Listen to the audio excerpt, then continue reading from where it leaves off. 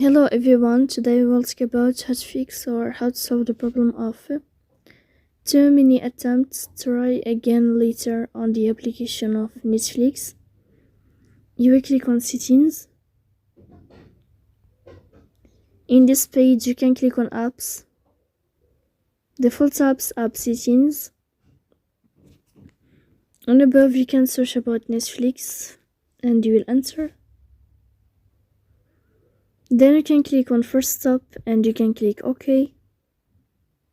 After that you'll enter to storage. Here you can click clear cache. In the end you can turn off your Wi-Fi and you can turn on your Wi-Fi again to fix that problem. So please don't forget to support us by like and subscribe. See you next time in another video, and thank you for your attention and your watching.